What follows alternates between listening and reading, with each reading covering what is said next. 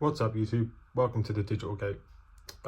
Yesterday I went to my locals and I took my build of Galaxy Ragnalord one. I've had a few people asking for my list, so I thought I'd do a profile on it. It's just easier than taking a picture and people commenting, asking questions and stuff like that. I mean, they still can if they really want to, but I'll try and go into as in-depth detail and my choices and such. The deck needs to be hit. I'm sorry, the deck's too good. The tamer is stupidly strong. Some of the plays you can do because of said tamer just shouldn't be a thing. But yeah, I've enjoyed the Galaxy deck ever since it came out in EX6, I believe, and ever since then it's just evolved and became what it is today. This is the red version.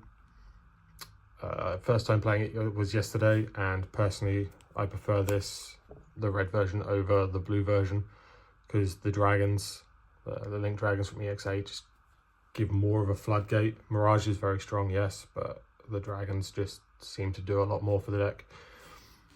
So without further ado, let's get into the deck. As I said, it's Galaxy, so you've got your 4 Sunmon as the egg. It's the only egg you need, the only egg you want to play, the best egg for the deck. When a card is taken from the top of the stack and placed underneath, the next time you will evo this stack, you may reduce the Digivolution cost by 1.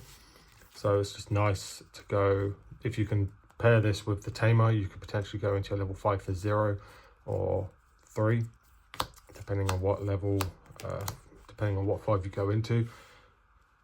So some of the plays you can do with this is just stupid. I like going into Flareamon or Lekismon over my rookie, tucking it with their inheritables, and then digivolving into a Galgamon, and then using him to reduce it by 1, and then gaining the 1 memory back, essentially making it a free evo. So some of the plays you can do with him is just kind of silly. Onto the rookies. Again, it's Galaxy. You know what the rookies do. We have 4 Lunamon and Chronomon, which we also have 4 of here. It's kind of a discussion on which one is better. I personally think they're both equally as good as each other. It just depends on the state of the game and what the situation is. They both do equally as good things. Lunamon bounces something at the start of main to gain 2 memory. She can even bounce herself, so if you want to slam her to pass turn and she lives, and if you need that extra 2 memory at the start of turn, you can just bounce her back to hand, gain 2 memory, and then you have something to evo in the back. Chronomon gains you 1 memory if you have the respective tamer on the board, which is a Lightfang or Nightclaw tamer. We only play the 4, so... And then they both have the same inheritable, which is what I said, which is you can take the top card if it's a Lightfang or Lightclaw, slide it underneath and gain 2 memory. The memory gain in this deck is stupid. You just have so much memory to play with and everything. So as I've said, they give you so much memory, and it's just not really a question as to which one is better, because they're, like I said, they're both equally as good as each other. But these are the main pieces of the deck, or the main rookies you want to be seeing. We are running 2 more. We are running 2 BT16 Ukomon. I am personally not a huge fan of Ukomon. I understand why people like it. It is good, but I just don't particularly like it. There isn't really anything better to run in this slot. You could just run the 8, but I just feel you won't be seeing your rookies enough. Ukomon, if you don't know what it does, when one of your Digimon is moved from the raising area, so he sees himself, reveal the top 3, add a tamer or Digimon to your hand, and then put the rest to the bottom of the deck, and then you hatch again. So if you have one of this and one of these, say you evo into him and draw, and if you draw one of these or you search one of these, you can then evo in the back to get an extra draw. So he's alright, but the main reason I don't like him is because if he is the only rookie you have and you do evo him in the back, you are then locked into being able to evo into any of your champions. You can't evo into any of them because obviously he's not a Nightfang, Lightclaw, or red or blue.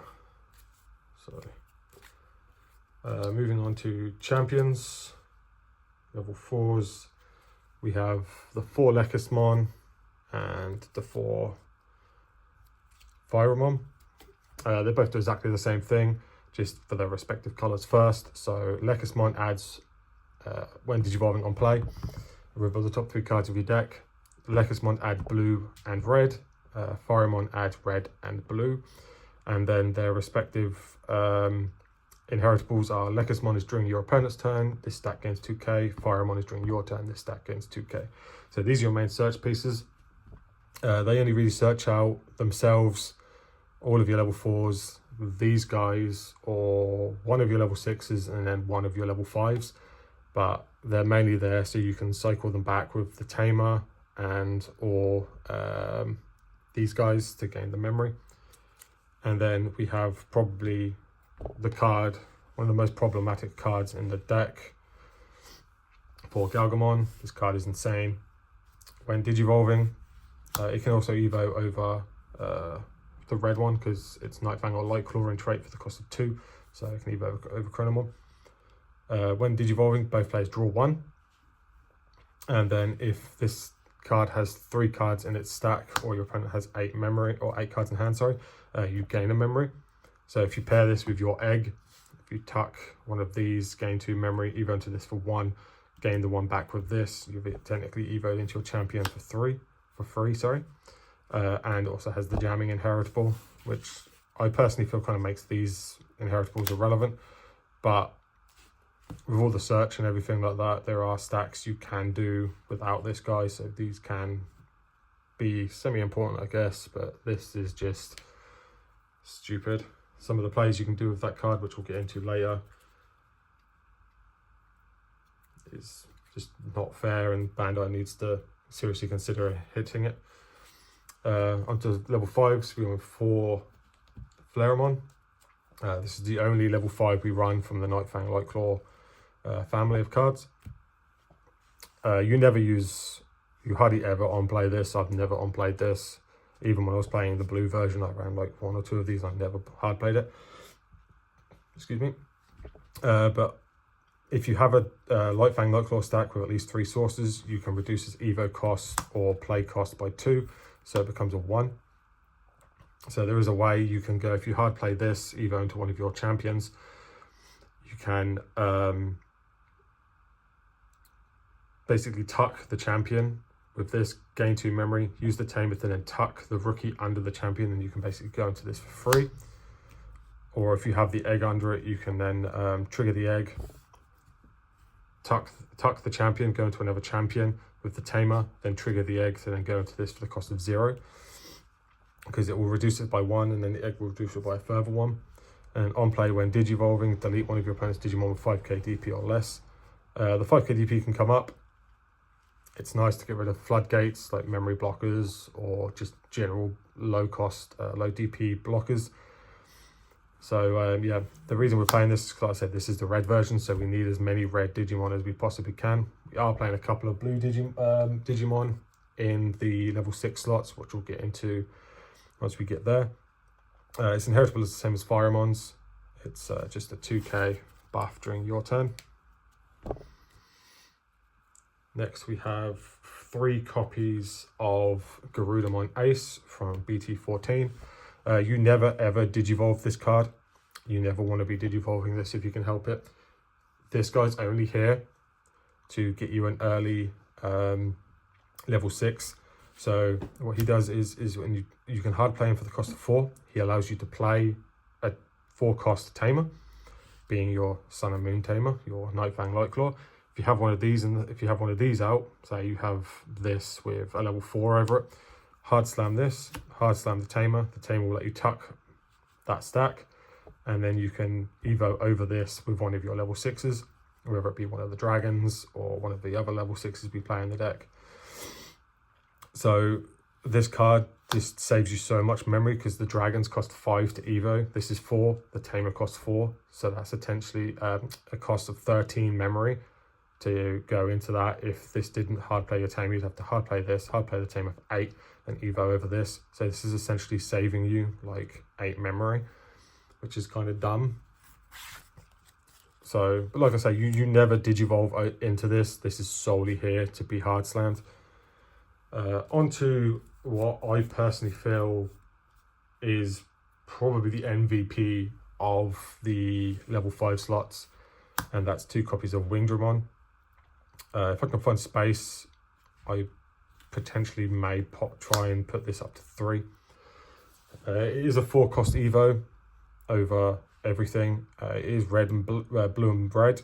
So what I wanted is, because as I've said, we do have level 6s in the deck that are blue and can only Evo over blue, and I wanted all of my level 6s to be able to Evo over all of my level 5s, because the dragons can either Evo over black or red. So if I have these, or these that are the Cressemon, and I'm stuck on them, the dragons, if I only have them in hand, I can't Evo over the Cressemon, because Cressemon's just pure blue. Whereas this is blue and red, so it fits all my criteria, because it can Evo over everything here, and all my 6s can Evo over everything here. So on play, when digivolving, delete one of your opponent's Digimon 6k or DP or less. So it's helping out with the Flaremon's clearing the boards. It's a little bit of spot removal, which is nice. It does have an all turns where it counts as a Slayer-Dramon for Jogress if you go into Examon. We're not playing Examon, so that bit doesn't come up. It's only here because it's red and blue. Plus, the cherry on top of this card is this Inheritable, which is just Security Attack +1. So when we get into our first level 6, which we'll go into now, that level, that Security Attack +1 will come up, and it's really good as to how it helps out. So we go on to our first of level 6s. I'm going to go through, I have 3 one-offs in the level 6 slots, so I'm going to go through those first before we go on to the main parts of the deck. So we have 1 Apollomon. Evos over Lightfang Nightclaw for the cost of 4 or any red or blue. So again, red and blue, I can Evo over that. It has Blitz, so if you want to, so if you pass turn through Evoing this, you can still get the swing anyway. He gains Security Attack +1 for every 3 sources under him. So there was a game yesterday where I had the Wingdramon with 5 sources under it Evoed into him, because the Wingdramon now counts as a 6th source. He's getting Security Attack +2, so that's 3 checks on him, plus the 1 check here. He's doing 4 checks by himself. So essentially, with this ability, counting 3, he essentially counts as 3 sources by himself with just this Inheritable alone. So he's essentially having 12 sources in stack with this and 5 other cards. And then when a security is checked, so it doesn't even have to be him that checks the security. It can be anything. It's just when a security is checked, you delete one of your opponent's Digimon with DP equal to or less than him. So these do come up with that. That's the main reason these kind of come up. But otherwise, you have the jamming, so it doesn't really matter. Next, we move on to the one of Hexablaumon. I wanted Hexablau in here because Hexablau is just generally a really strong card. And yeah, that's pretty much it. That's the reason these are in here as well. One of the main reasons these are in here as well, because these give Security Attack +1. He has Security Attack +1 himself, so that's 3 checks straight away. So these 2 are your main damage pushers until you go into Ragnalord himself. And plus, he just slows your opponent down, so you can build up into the Ragnalord if need be. Ragnalord isn't the like go-to for the deck. It's just there if you happen to have it. Yeah, so that's the main reason Hexablau's in there. The next card, the next one of is well, it's Invisimon. So I was thinking about this for a while. I kind of wanted to run a sort of even number of black and red Digimon level 6s, so I could potentially go into Ragnalord a lot easier. And he is black blue. Again, another reason for Slayer-Dramon to be in here. Now, Slayer-Dramon, he doesn't benefit from Slayer-Dramon's Security Attack +1. Because what he does is when Digivolving on play, you Digivolve to one of your opponent's Digimon. And then delete one of their Digimon with, I think it's 1 or fewer Digivolution cards. So delete that.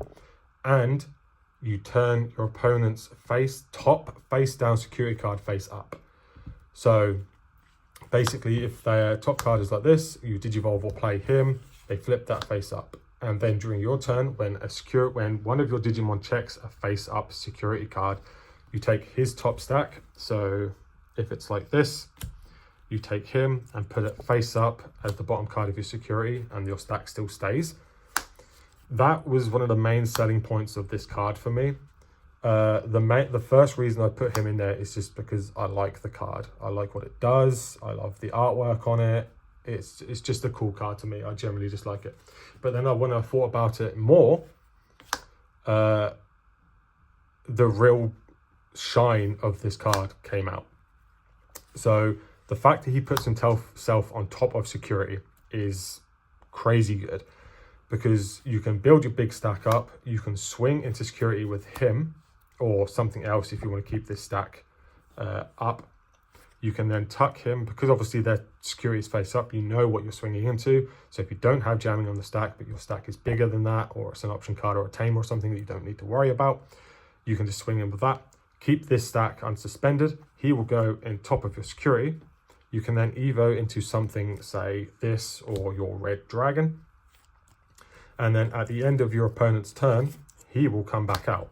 You then get his on play again to be able to flip, Digivolve 2, delete something with one or fewer Digivolution cards. Why is that important? You now have this in your security, you have a red source. He will come back out. You now have full conditions met for your Ragnalord mon. You have the black here, you have the red here, or you have the red dragon.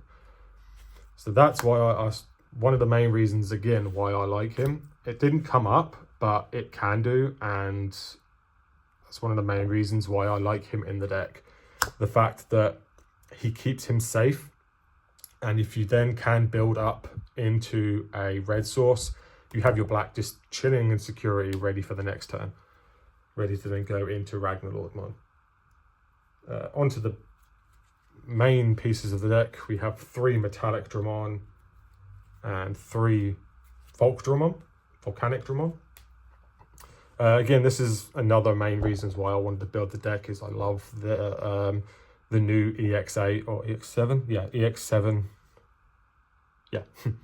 EX7 Link Dragons, because they do everything the old Link Dragons do, just way better. So Metallic Dramon is on play when digivolving. Digivolve 4 one of your opponent's Digimon, just insane. When digivolving, none of your opponent's level 4 or low Digimon can digivolve. So that's just insane. Shuts down all Job Rest decks, shuts down the new Omekamon in Royal Knights, so does this. So it just does everything. It's such a strong floodgate, and if you can get both out, because when this dies, it lets you play this from hand, or trash, is it? I can't remember, because it's one or the other. From your trash. Okay, so this plays from this plays this from trash, this plays this from hand. Okay, so what Voltramon does is on play when digivolving, or on play when attacking, delete one of your opponent's Digimon with the lowest DP, and then on play, your opponent can't move or hard drop Digimon 6k DP or less. So they can't, if you have a Daiken on board, they can't play Wormmons, they can't move out from raising as long as they have 6k DP or less. So the floodgate potential these cards have is absolutely insane. And also Metallic Dramon stopping Purple Hybrid is also just icing on the cake, really. But yeah, so if this dies, it plays this from hand. If this dies, it plays this from trash. On to 2 copies of the starter deck Ragnalord mon. I'm a huge fan of this card. I've loved this card ever since it's come out. It's just, the deck just isn't that great, unfortunately. And I was thinking, well, the card needs a big stack, and what deck builds a bigger stack than Galaxy? Because what he does is when digivolving, he just gains Blitz innately. And then if DNA digivolving, for every 4 cards under him, you delete one of your opponent's Digimon with 20 play cost or less, and then trash the top card of their security. And then all turns, when a security card is checked, unsuspend this Digimon. Unfortunately, this will trigger once you do your trash effect of his ability, but that doesn't matter. There was a point yesterday where I had 13 sources under him and my Wingdramon, and another stack. So I jog rest into him, trashed 5, trashed 3, sorry, swung for 2 checks, and then my second stack just finished the game, just in one turn there. So this card is insane. You can get, if you get a big enough stack under him, he's crazy. The card that needs no explanation, the card that needs to be hit, whether they errata it, whether they hit it to 1 or whatever, this card just needs to go. On play, start your main, there's a memory set also. Start on play or main, but you can suspend this to basically tuck one of your Nightfang Light Claw trait Digimon to then Digivolve anything for free. So if you have a stack with this and you have a stack here, you can tuck this to then evo into one of these guys. It's also the hard play target for Garudamon. I don't need to explain that card or the plays or anything you can do with this. Everybody knows what this card does. It needs to go. Last card of the deck, we have 4 Wisteria Memory Boost. It's the red blue searcher, reveal the top 3, add a red or blue. Red fulfills the conditions. It searches every single card in the deck apart from Metallic Dramon, but the amount of drawing you do in this deck, it doesn't really matter. Oh, it doesn't search the Uko as well, but that doesn't matter. This isn't as important as this. I am considering cutting this down, because as I've said, the amount of drawing and stuff you're doing in this deck, this can deck you out. And there was a time yesterday where I did deck out. I couldn't finish my opponent off because they had too many blockers. And I just decked out. So I probably may swap this out for probably another Wingdramon if I can, or cut it down to 2, chuck in another Wingdramon and maybe another Invisimon or something, but that needs to be testing. But yeah, that's the deck. If you have any questions, feel free to comment. Thank you very much. This is the Digital Gate closing.